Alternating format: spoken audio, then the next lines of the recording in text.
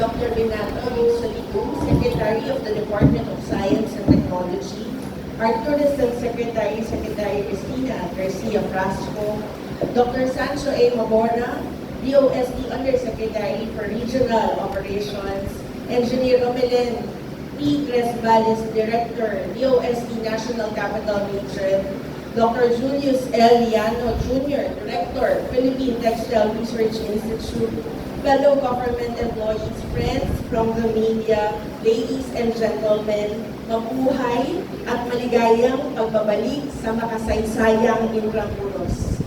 We are grateful, thank you, we are grateful for this opportunity to be chosen once again as the venue partner for the 2024 Pamahalagham, Siyensya sa Bawat Habi at Kibla, a celebration that seamlessly weaves together our past with the promise of our future.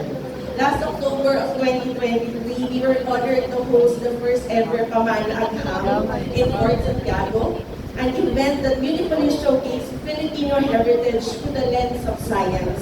And this year, we welcome you back to deepen that exploration, focusing on enhancing traditional textile practices.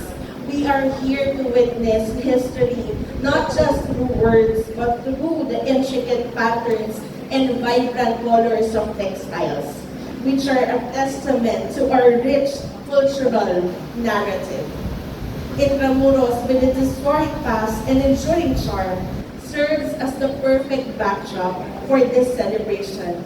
Here, where history breathes life into every stone and corner, we recognize the profound connection between our cultural heritage and the textile industry.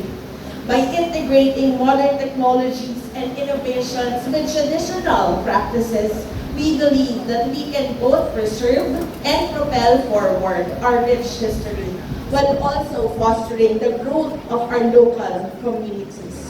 We extend our utmost recognition to the Department of Science and Technology, DOST-NCR, DOST-PTRI, the support of the Partnerships for Sustainability Education, and of course, our mother agency, the Department of Tourism, for their pivotal roles in demonstrating the potential for innovation in the preservation and enhancement of our cultural heritage, proving that the old and the new can coexist in vibrant harmony. This initiative will surely enhance Filipino tourism, offering eco-conscious travelers exquisite and sustainable fabrics that highlight our unique cultural assets and provide a platform for Filipino textile artisans to shine, proving that our rich traditions and contemporary innovations not only capture the hearts of tourists, but foster a deeper appreciation and support for our local talents and the nation's vibrant cultural heritage. As we embark on this journey through the world of textiles, let us remember that our cultural heritage is not just a legacy to be admired, but a living, breathing entity that must continue to evolve and to inspire.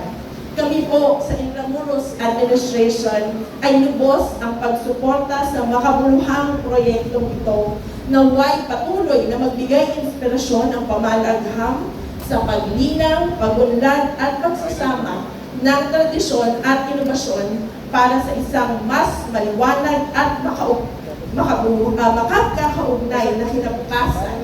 Mabuhay po ang agham at siyensya, mabuhay ang turismo, mabuhay ang Intramuros at mabuhay ang Pilipinas. Maraming salamat.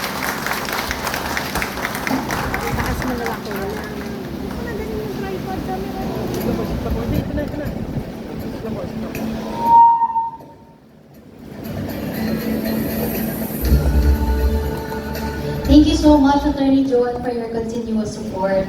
Ayan, I would also